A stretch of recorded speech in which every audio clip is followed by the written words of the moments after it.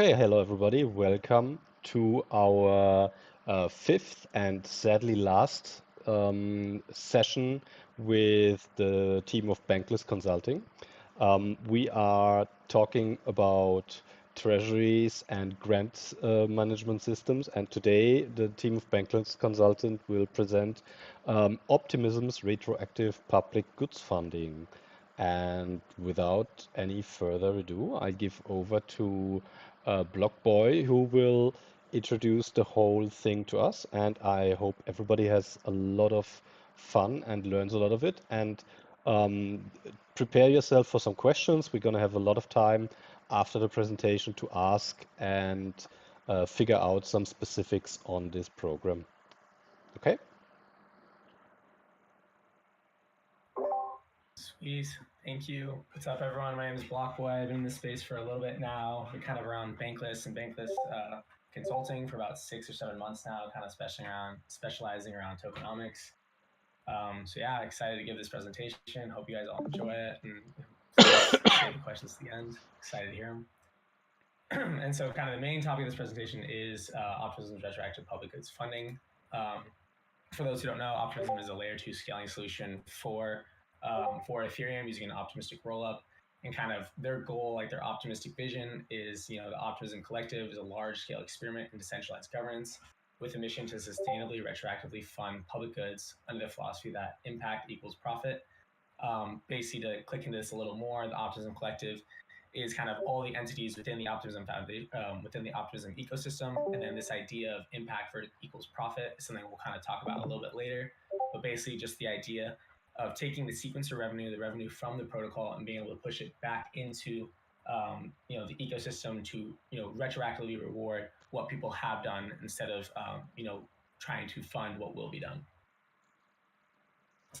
So this is kind of the kind of the phase one of their ecosystem is kind of with their token drop, which did happen a couple months ago. You can kind of think of this in two different phases.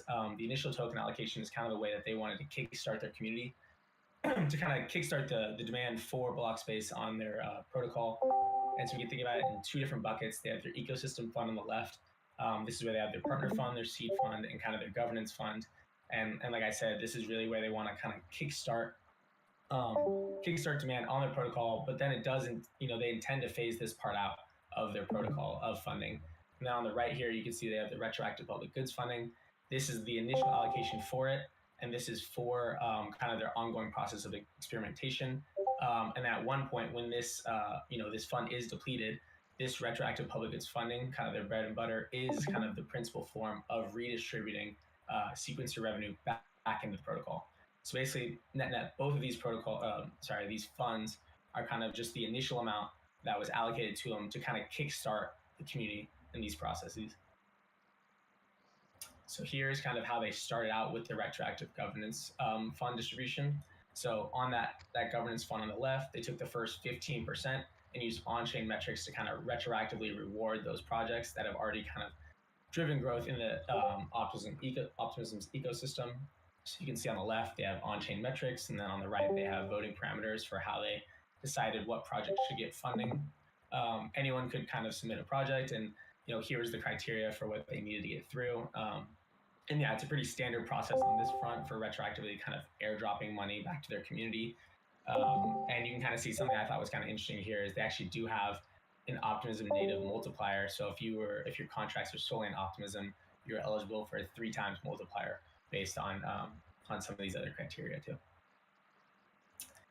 And additional to that 15%, here's kind of the other 85% of that initial governance fund that they want to distribute out to incentivize future growth of their protocol. And this is a pretty simple process, governance process. You have an idea, you write a proposal, you go through a standard feedback, submission, and voting process. The only thing that's kind of unique here, or not necessarily unique, but their kind of guiding principles or their eligibility requirements to get through here is for submitting, you need to have your proposal needs to be properly formatted. It needs to be submitted during the voting window, and then you need at least one delegate to approve it. Something that's kind of interesting is the delegate that needs to approve it needs to have 0.0005% of the voting power of all of Optimism, and they need to signal that it's okay for it to go through. but this isn't even something that's codified within their process. It's something that is, something that they want community regulation. So it's kind of in spirit of their, they're very big on governance minimization. So this is kind of in spirit of that. So, I'm sorry. So for monitoring the success of funding, this is something that is, like I said, in spirit of governance minimization, something that they've really not built out very far. The administration and implementation is done through the Optimism Foundation. And basically what they do is they determine whether a proposal is safe, secure, and consistent with the foundation and collective's beliefs. They act as a fail-safe mechanism. So if a proposal gets through and the Optimism Foundation determines that it does not align with their beliefs, they do have the right to stop it. They also are monitoring the whole governance process in general. And kind of when it comes to implementation, what they stated publicly is that they will act diligently and commercially reasonable manner to cause the proposal to be implemented. So they won't necessarily hold your hand. They'll do the best that they can to help you out. And when it comes to how to measure the success of a grant, they do not have any infrastructure for doing that. They have no standard metrics because, and I quote from someone on the team, that the grants are too unique. They're considering finding forms of kind of community regulation or some sort of committee. It's something that they're kind of iterating over right now. They actually just had their first community call yesterday. So they're kind of still trying to, in the process of figuring that out. But yeah, as of now, they do not have a lot of infrastructure for that.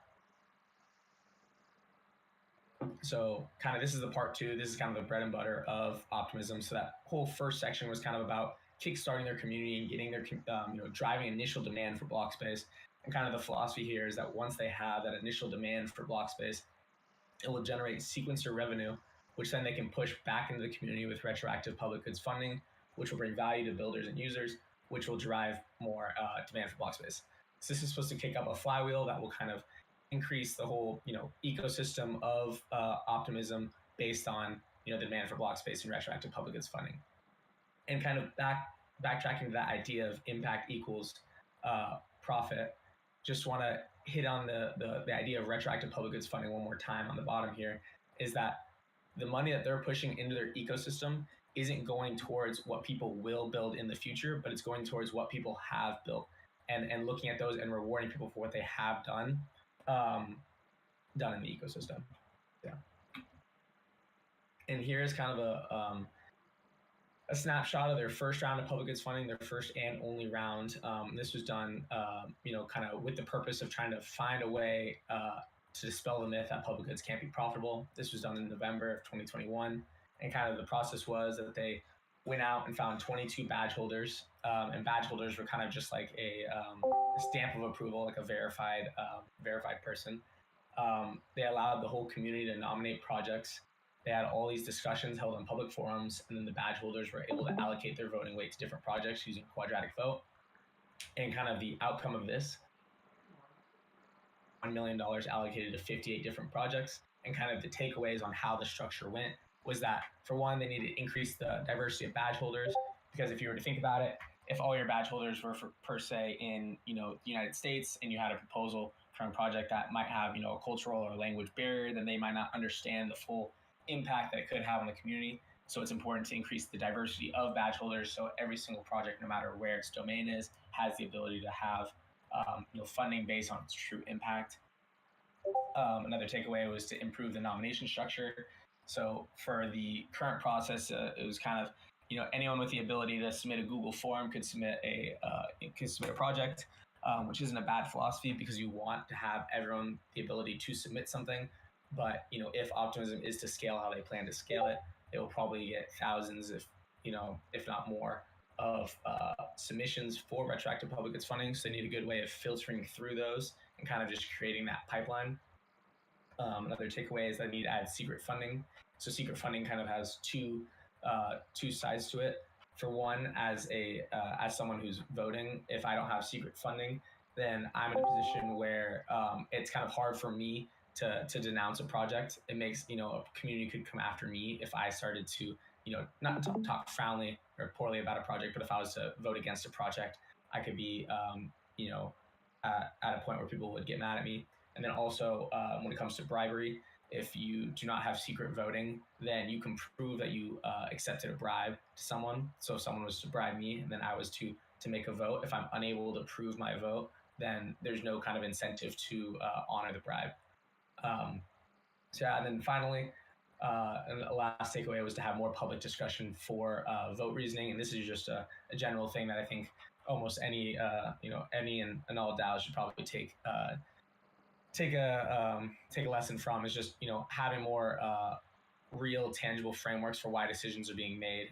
Something in general that should just be a takeaway from some of these discussions.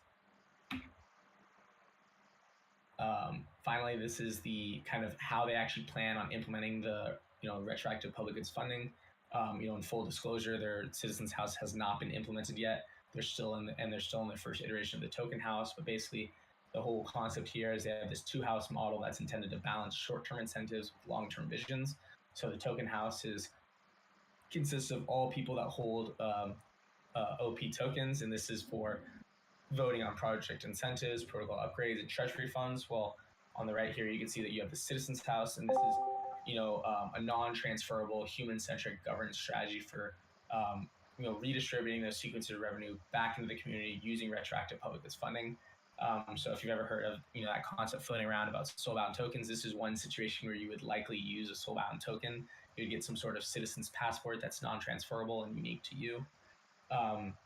That would give you kind of the gateway into this governance, and kind of some of the kind of more logistics of what the Citizens House, this retroactive public goods funding would fund is they could send money directly to projects, or they could send money to some sort of smart contract that could contain some sort of business logic to route money in different ways for different reasons, or also they could fund some sort of project token. So for example, this retroactive public goods funding doesn't necessarily help with the cold start problem. So if I wanted to start a project and I needed initial funding, I could maybe launch a project token to get an initial amount of funding.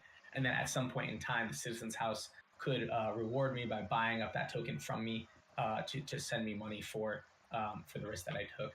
And kind of just hitting it again, this philosophy of minimal governance and experimentation. This is, like I said, they still had their first community call yesterday. They just finished their 4th round of voting today. They're still very new in a lot of the stuff that they're doing, and the Citizens House hasn't even been implemented yet. And even on the call, when I was asking some of these, more burning questions, they didn't have answers, or they weren't publicly allowed to share them. So just want to put that out there. Here are some of the key stories that they had. And so, like I said up there, their governance fund is still in their infancy and just finished their 4th round of their 4th voting cycle. And so on the left here, you can see Clipper. Clipper is a DEX for small trading. And kind of they plan on distributing their tokens to their community over 9 months. And their distribution methods are listed there. But kind of the main takeaway here is that the philosophy around the governance fund isn't to just sell your tokens for liquidity. And I know that's probably not a crazy concept, but they don't want you to sell it for liquidity. They want you to distribute it back out to the community using it as an incentive mechanism. So that's kind of the takeaway from that one. When you look at Perpetual, that's a futures DEX, and they actually received a lot of criticism because they did have entities under them that they sent the tokens to who liquidated it right away. And so they actually apologized in a message and actually received a lot of kind of positive community sentiment after apologizing and trying to make things right, saying that they would rebuy the tokens or something. So it kind of shows the the ability for that community regulation that we were talking about earlier. So while they might have kind of messed up at first, I think they learned from their mistake, and they definitely learned from their mistake. And I think that the community kind of accepted their apology and is looking to work with them. And then here on the right, you have Rubicon Finance. There's an order book protocol who wants to distribute their tokens over 6 months, and kind of their big emphasis that I think was valuable is that they really emphasized getting their tokens in the hands of real users and not bots. Really trying to minimize people who are just yield farming or just trying to take advantage of incentives. And while that's not anything that was written, or it was in their operating manual, but it's not something that was completely required. They're spending a lot of time really trying to weed out and make their incentives Sybil resistant. And I think that's something that the community really accepted and would probably try to push forward and set as kind of a precedent going forward. And so here is kind of their future plans. So right now and going into the next quarter, they're kind of just planning on iterating over the token house. They actually, on the call yesterday, they said they have some pretty big announcements coming this week. So unfortunately, I couldn't get those announcements before hopping on here, but apparently there's something really big coming out. So I would keep refreshing the Twitter. But after the first quarter, they plan on launching the Citizens House. Then they plan on decentralizing the sequencer and implement full scale retroactive public goods funding. And then finally, once that's out, they just plan on iterating over it constantly, and seeing where that takes them. So yeah, thank you guys so much for listening. I'm excited to hear your questions. Yeah. Amazing. Very, very cool. Thank you. Yeah, people, do we have some questions out of the audience? I think there was a lot of interesting stuff. Yeah, so speak up.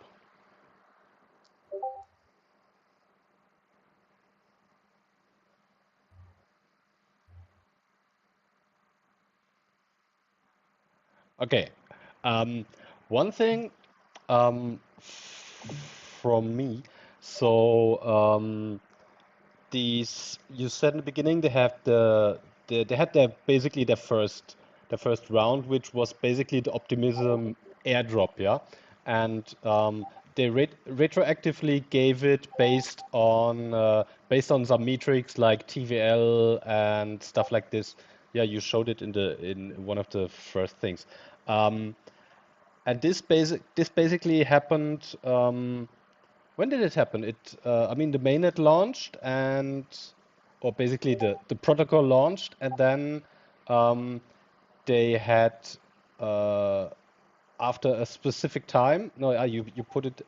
They took this matrix and then distributed this 15% of their governance tokens to those projects. Yeah. Yeah, so this was done. So they had their airdrop, and their airdrop was a separate. That's like a whole separate part of their distribution. Mhm. This was purely out of the governance fund. So this was done. The voting duration, or like you could submit a project right after the airdrop. You could submit. You could like nominate projects, or at least you could submit proposals. And the Yeah. voting was done from June 9th to the 22nd. So actually these projects just received funding pretty recently. But yeah, it was not done right after the air, or like during the airdrop. It was done post the airdrop. Yeah. Yeah. Yeah. Cool. And this, you said they had like 22 selected, let's say, selected individuals, badge holders, or what you called it. Um, Yeah. Basically, those have been the ones that finally made the decision which of the submitted projects will receive some of the funding. Yeah. Yeah, so this is not from the governance fund. The governance fund was Yeah. all the voting was for OP tokens. It was Yeah. using OP tokens and delegates. This is for a completely separate retroactive public goods funding that happened in November of 2021. So this was Hmm. before they had their token launch. Yeah. And yeah, badge holders, you could think of them as kind of like these citizens in the citizens house. And this was kind of the first time that you kind of see this type of concept, being implemented. Yeah. How did they select it? Was this basically selected by the Optimism Foundation, or was this kind of? Yeah, Okay. Yeah. yeah, they were selected by the Optimism Foundation. They were considered just like verified or like prominent members in like the community, in like the Ethereum and Optimism community. Yeah. Okay, cool. Um, and so when I think about this, you say once they have the sequencer really and they have the rewards coming in from the protocol, do they plan to, let's say, continuously distribute those rewards, or so let's say they select, okay, that's a cool project. It has proven to be valuable for us. Um, are they having like seasonal payouts for this, or um, just one batch payout and then basically the project has to resubmit again, or how is it planned? Yeah, so they don't have any public information on how they plan to do it. If it was to take a precedent from the first round they did it, then they would probably do it in rounds. If I was to take my own perspective on how I would assume that they would do it, considering how kind of experimental they are and stuff. I would assume what they would do is probably do these rounds, then also have some sort of streaming ability, where if like have some sort of like, when you think about those on-chain metrics, have the ability to stream money too. I'm not sure, if that's something that's practical, and if I'm just saying that, but I would assume they would follow both along that line. And something that was kind of interesting with these tokens, there's a lot that probably could be done here, and I don't know the full extent to it, but the concept of being able to launch a project token and having OP like the Optimism Collective, or to retroactively have your token being bought or interacted with, I think is an interesting way to to mix that in, where you could have different forms of funding. Because if you already think about now, how people launch tokens and use tokens in all these different ways, having the Citizens House being able to interact with a project's token could be one way to have kind of creative incentive alignment. Cool. Anybody else got some questions, people? Yeah, hi, this is Andy. Question. So with the mechanism that is basically you pay retroactively, are you worried if kind of downstream, let's say round 3 or 4, like this project that have just been around a long time don't need to actually grow their business because they're still getting compensated for having that much block space that they've done, and it just basically becomes a residual way to capture, let's say, investment? Yeah, that's a good question. I think that is definitely a valid concern. I think that there's always room for that consistent, revenue stream, I guess you could say, or not revenue stream, but like if you're a project and you're consistent funding, you could definitely hold, like you have kind of a moat there. But I don't think that stifles, some sort of innovation or the ability for someone else to launch one of these project tokens using, some sort of private funding, and then be able to try to, trample them. So I guess kind of yes and no. I think that that is definitely a moat. That is a problem, but I don't think that's necessarily something that would prevent someone from trying to disrupt them. Okay, and then the other question was regarding the project. If you have a project that doesn't require a project token and wants to use just the Optimism in a different way, does that limit you from getting these funds? No, that doesn't. So the project token is just one.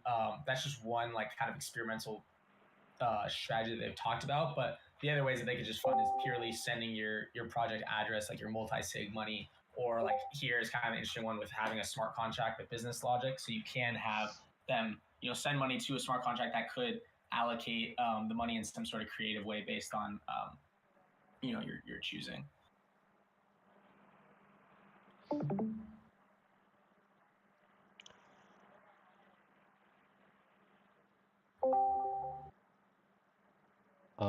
One question I got about this, you mentioned that they want to implement, or they plan of implementing secret voting.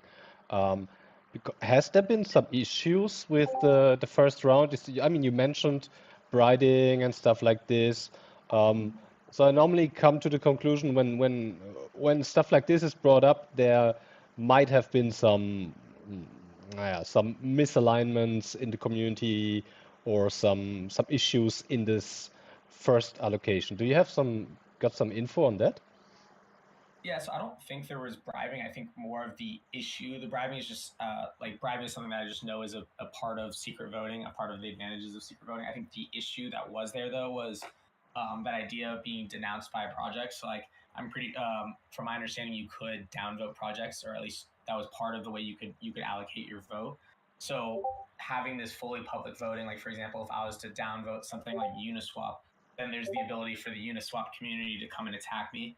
And that's kind of part of why there wasn't a lot of downvoting, or at least there was an earing towards voting for projects that were more popular, or at least like leaning towards them, just because there is that community sentiment that could kind of come and attack you if you don't, because all the votes are public. So Ah, I yeah. think that was the problem. And I think the bribing to me, especially picking 22 badge holders, like what they were doing is they're definitely picking verified members. So I don't think I think they knew they weren't going to get into any problems when it comes to bribing, but that's just an inherent mechanism where having secret voting can mitigate that. Yeah, and of course, if you only have like really 22 decision makers in the end, and of course there will be some projects that will not be happy. So yeah, it's of course something that can leave some hard feelings and some bad words or stuff like this. Do you have an idea how they plan technically to implement the secret voting? I do not know how. I would assume with the ZK somehow, but Yeah. I'm not fully sure, to be honest. I'm not technical enough to do that. Actually, the big takeaway I would take from here is the diversity of badge holders. To me, I think that's the most important part of this, because realistically, like, not only like I talked about geographic diversity, like obviously if you have a bunch of people in the United States and then you have a proposal from out the country, that's an issue, right? Because there might be a language or cultural barrier to why the impact's there, but also there's domain specific diversity too. Like, for example, if your badge holders are all very very technical developers, and there's a project that might have a lot of brand value to the community or something like that, for example, you might be losing votes because people don't see that value, or people see value in different ways. And that was actually something that was discussed on the community call yesterday from the delegates. The delegates were talking about how they're kind of in this same issue where they they have the diversity or whatever, but they need to find the pockets of their domain skills to be able to make sure that they're hitting all of the projects that deserve funding. So I think, to me, that's the biggest takeaway, and that would probably be the most important thing for this really to be implemented properly. Mhm. Yeah, go Andy. Yeah, so with these badges and kind of all that, like, how big is the Optimism community? So, like, is there enough, let's say, badges that can actually really show, or are we talking about a community of 100 people? Yeah, so I think as of now, at least they're delegates, so people who are actively working in their OP house, so in the token house. I believe there was around 20 to 30. I could get back with a stronger number. On that call yesterday, there was only around 20 to 30. So I assume that was most of them. And then on their list, they had about the same people. So that's not a very big group. But also, if the community is smaller, I think you have to assume that the delegates are going to be representative of them. So while there was only 20 or 30 on there, I assume that they were fairly representative of the community. Because these badge holders here, in this situation at least, they were selected by the OP Foundation, while the delegates in the token house that were on that call yesterday or whatever, they were actually selected by the community. So that's why I'm assuming they're a little more representative. And that's something that needs to kind of be figured out in the citizens' house. Is how do you want to get people in there? Is it whether it's by community sentiment or if it's by some sort of centralized process? Something that hasn't really been decided, but probably very important for this process. Do you know, did they define some kind of guiding principles? Kind of, do they have priorities, what they want to fund, or is it really left out to a pure nomination and community decision, and basically everything is eligible to some funding if it runs on Optimism? Yeah, so they actually had the badge holders had like a manual, and I tried to get into it, but it wouldn't let me because I'm not from Optimism, and I tried to message someone on it. So I don't know necessarily how the exact communication went with the badge holders, but they do kind of have they have a working manual, and they have kind of a constitution where kind of like their values are, like I said, like I kind of the idea of governance minimization, everyone having kind of the right to fork, anti-plutocracy, so kind of like making sure that governance is done beyond financial stake, and then impact equaling profit. I would say those are the biggest values that they kind of guiding principles that they had. So just to say that one more time, it's governance minimization, kind of anti-plutocracy, impact equaling profit, and then also just the right to fork, which I doubt anyone would fork, but that's kind of just in there just so people feel empowered.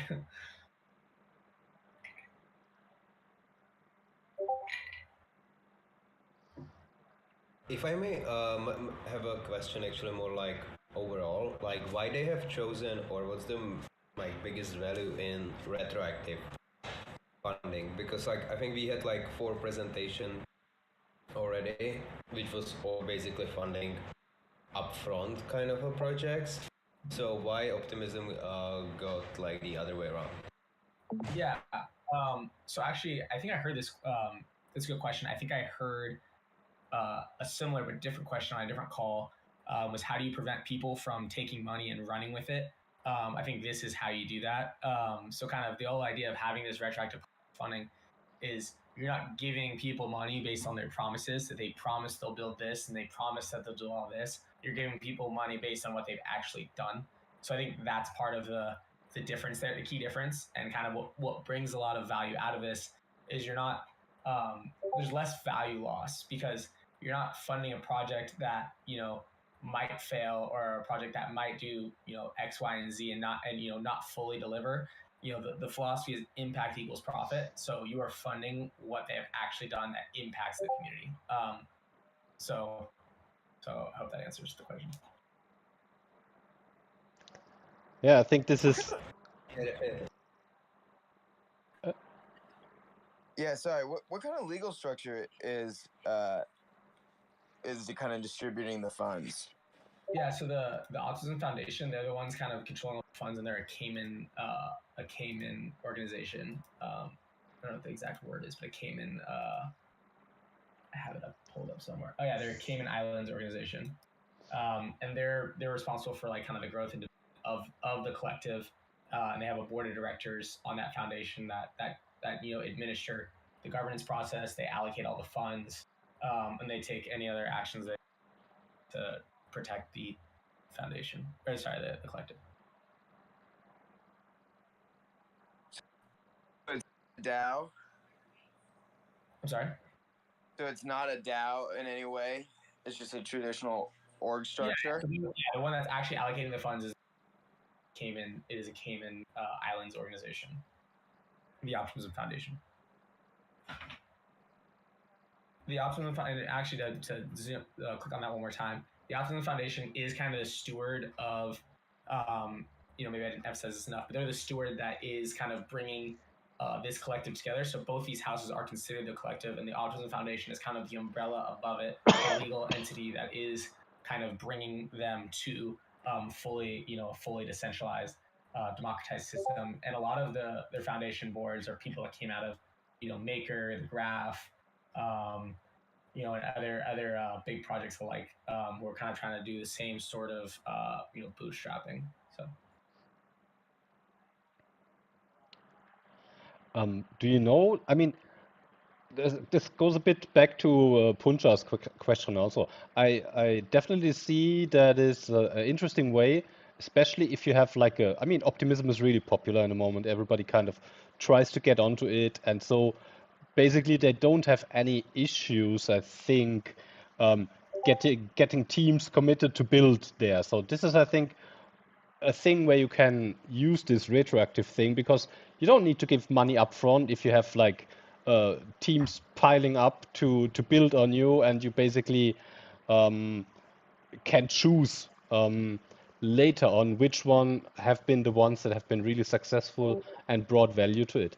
But what do you think if this, I mean, if there's like up and down and maybe in a year or something or two when others have come in, don't you think it will be difficult because they are always competing with, I mean, basically all the other grant programs that we know it from how easy it is basically to get money up front.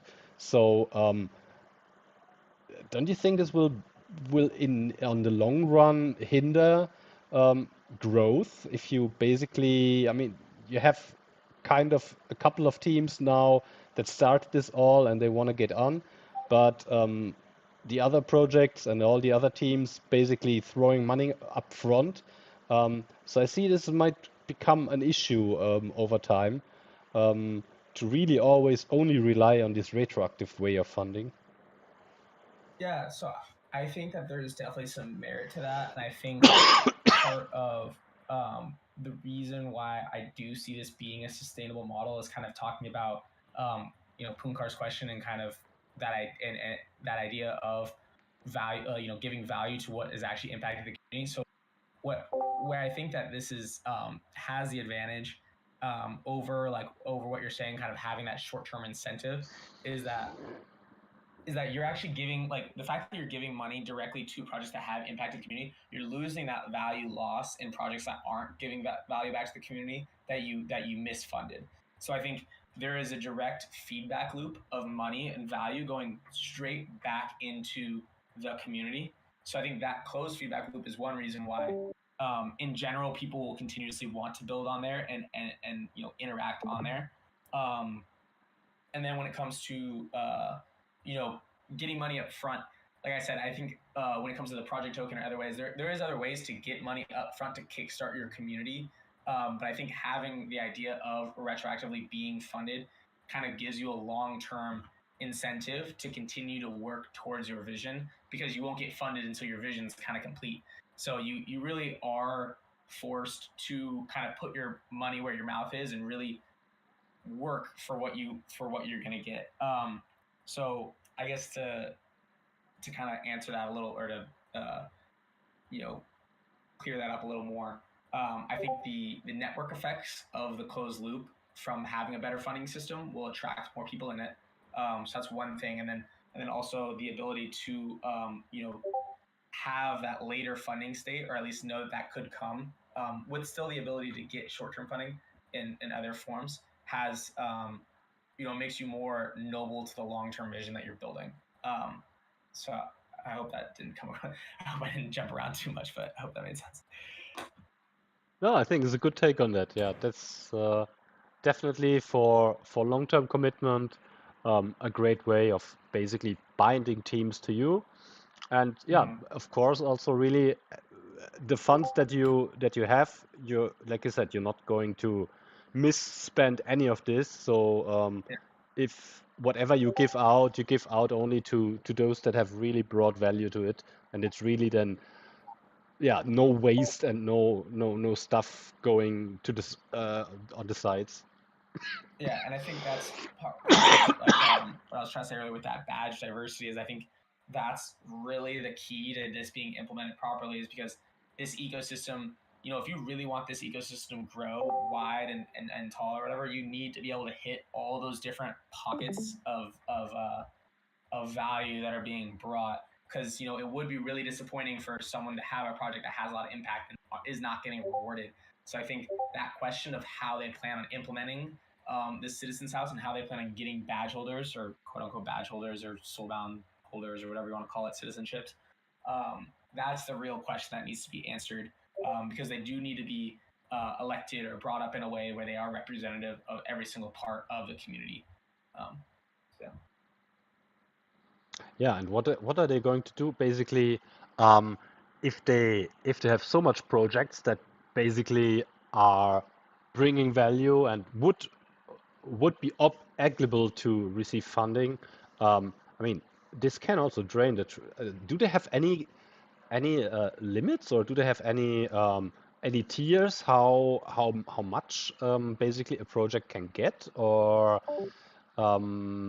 because let's say now they have maybe, I don't know, they have maybe founded 25 projects. Let's give it a year, and then there are 500 projects. Do you see them kind of running out of funding, because they will use the revenue from the protocol for that? Yeah. Yeah. So kind of two steps back. That first part that we talked about, that token allocation, is, yeah, you're right. It is to kind of kickstart the community and get 500 to 1,000 projects out there, and then yeah, basically the whole philosophy here is that this like network effect of increasing the demand for block space will generate more revenue, which will have more funds, which will bring more value, and like this will kind of keep spiraling. So I guess in theory, there isn't a specific allocation of the sequencer revenue that should go to retroactive public goods funding. But the whole concept here is the more that they put money back into their ecosystem, hopefully the more money that they're able to take out. So I don't necessarily have a number or percent for what they're aiming for, but I assume that they're the whole point is to have a sustainable model here where they are continuously putting money back in and getting money back out, increasing the demand for block space. So if you're right that if the demand for block space became stagnant, where there wasn't as much demand, then yes, they would be getting less revenue. So then more projects coming in, they wouldn't have as much money to fund. But the whole philosophy here is that as the demand increases and they have the revenue they're closing that loop with the funding, then there is more demand. So does that make sense? Like they're kind of banking on the fact that they're not stagnating the demand. Yeah, they're going in this circle.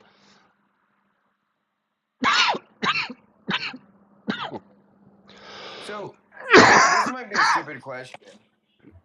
What is the value of Optimism versus other layer 2s on Ethereum? And how is that kind of related to this structure? Yeah, I would say the value is in being a member of the token house. At least as of now, that's where I see the value. How that relates to other projects, I can't necessarily speak towards, but I think in general, the idea of having a token, at least right now in DeFi, it's all about governance, right? So I think the ability to be able to capture and protect value with governance is where I see the value. And I think, yeah, that's where I see the value. I don't know necessarily if they have a staking mechanism or whether they plan on, how they plan on implementing, a direct return on investment or really increase the demand beyond governance utility to their token. But I just know as of now, where I see the value is the ability to have good structured governance that can, increase the overall, value of the protocol. So not sure if that's a cop-out answer by saying governance, but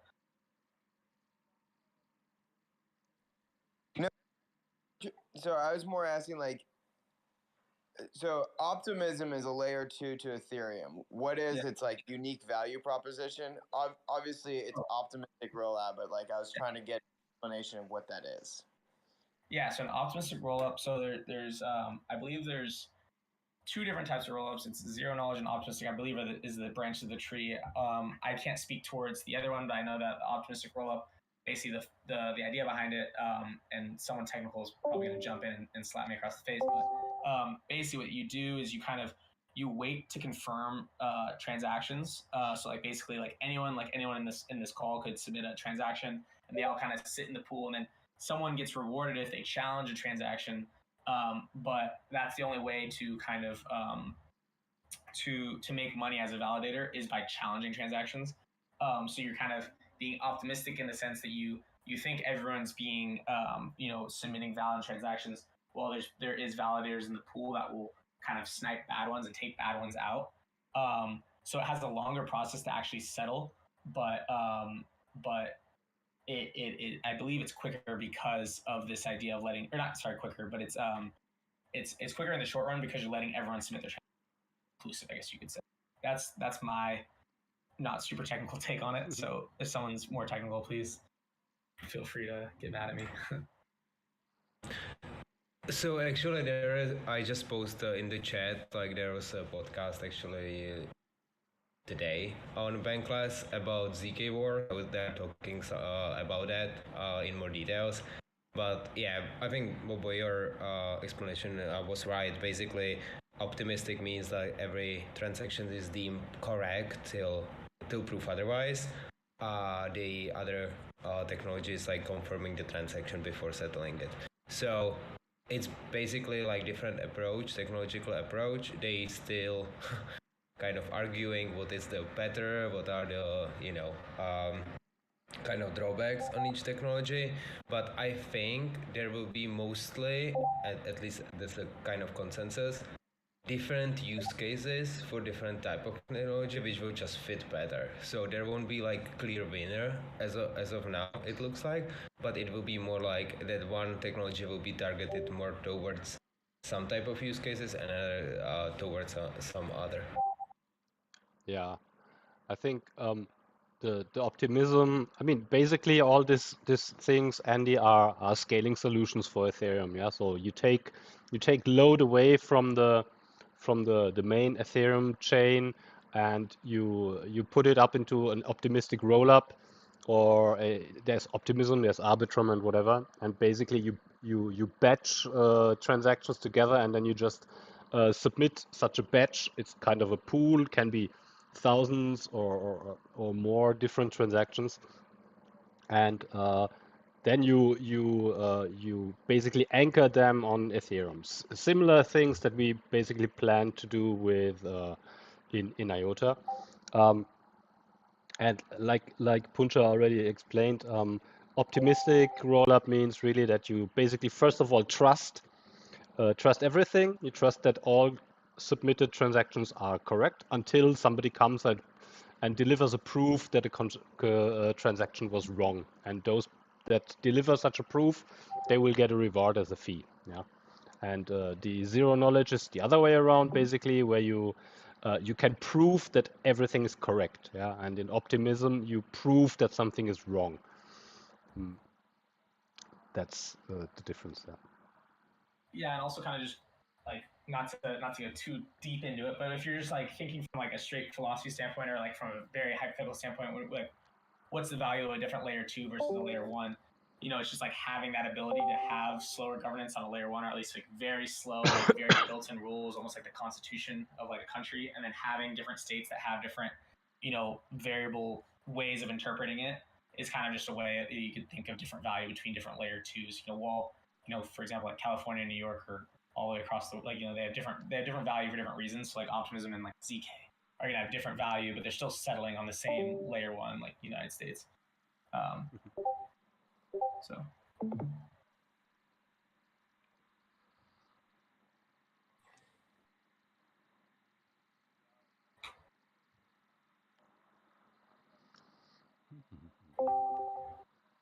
Okay, do we have some more questions in the audience, my friends?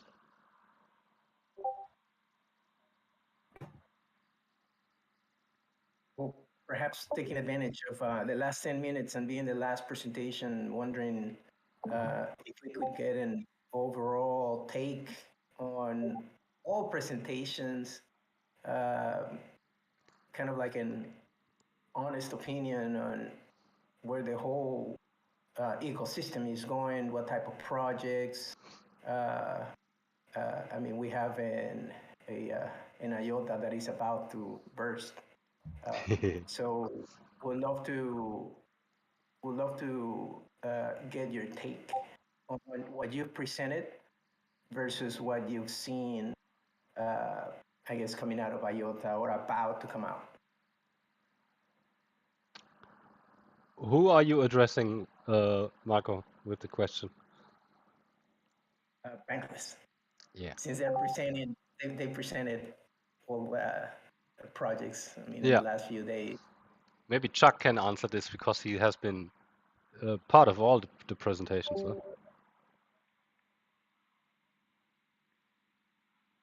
Huh? Perhaps I could. I heard the question though as what direction is IOTA planning to take this, which I'm not able to speak to.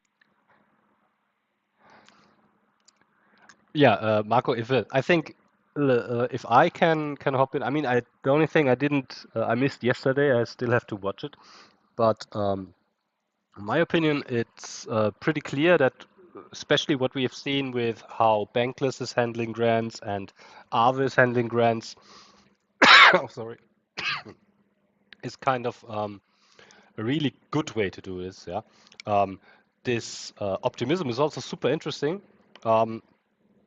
I would always think this might be something that can be combined. Yeah, so you can have a part of an upfront grant program to really bring teams on, especially in our case where we are we need to reach out and get adoption. So we kind of need incentives for builders to kind of convince them to build on Shimmer and on IOTA then. But also having this retroactive thing for teams that are already committed to us and that we know they are with us in the ecosystem since long time, and you can reward them for being part of the ecosystem already and continuing to build with us. So I think it's a great way of basically doing both. Yeah. I personally loved really what Aave is doing, and I also really like the insights into Bankless that Chuck was giving. Um, I think from in my opinion, we can basically find a good combination out of all these things and take, as always, the best parts.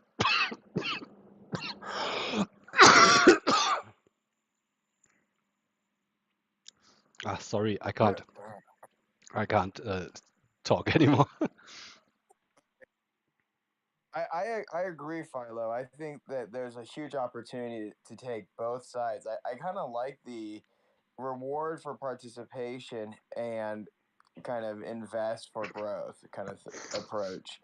Um, what what really kind of the way that you measure that participation through blocks, I feel can get kind of hairy down the line, because imagine if you create a spam bot that occupies a lot of blocks,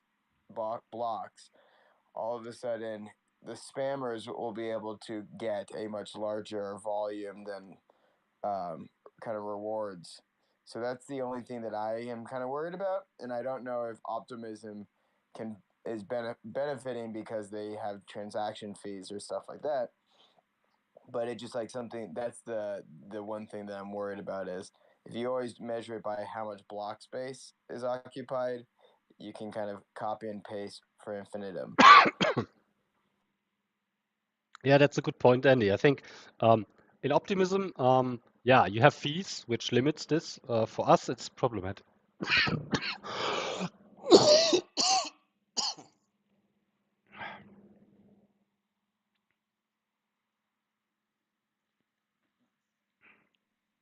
Well, Philo, I hope you feel better. Yeah, I just need to stop talking.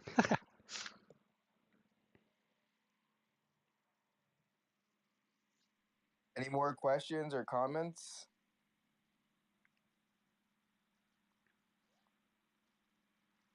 How does IOTA plan on generating?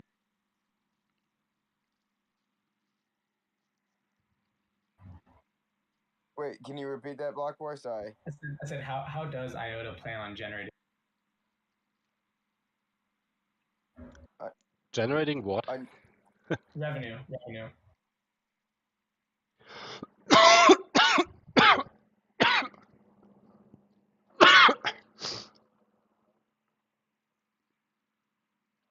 Oh, sorry, I can't. I would love to give you a proper answer to this, but I think my voice is kind of dying. But our thing is kind of we don't charge fees, but we incentivize with a great tech, yeah. And so people, basically builders, are incentivized to they can then charge fees in level 2 smart contracts and stuff like this. But our base layer will always stay feeless, and basically users validate other users' transactions, and we cut out the middleman, so we don't need validators or block producers on the base layer. So we actually also don't need to pay them anything.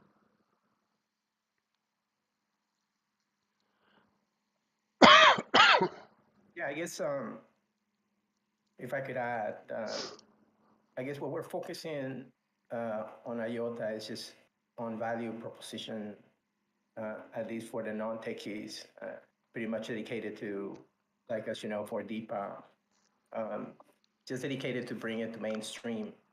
And so my main concern was pretty much with regards to the forming or shaping of a proposal was relevant to governance.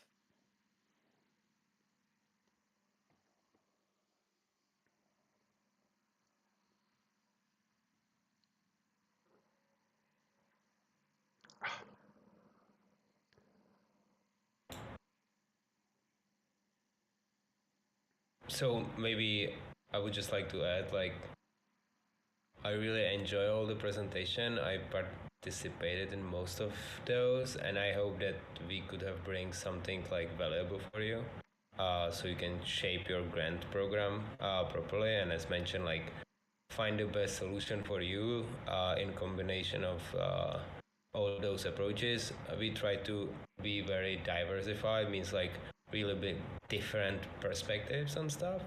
But if you need, any more details on each individual type or something else what IOTA community would like to explore, we are definitely for you, like help you to guide you through this process or provide some research and education. Yeah, absolutely. I think this was have been great sessions.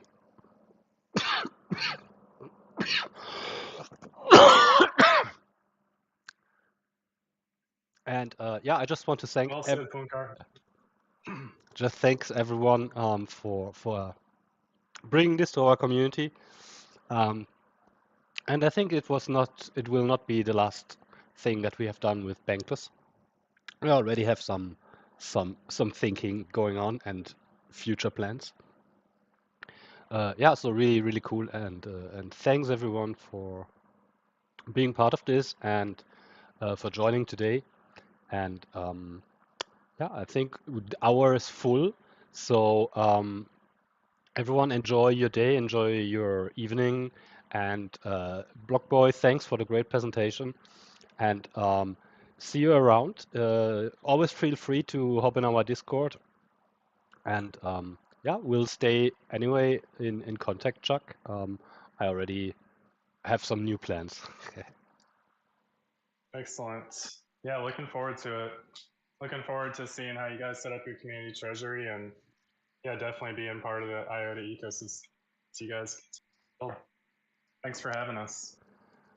Thank you. Amazing. Thanks, everybody.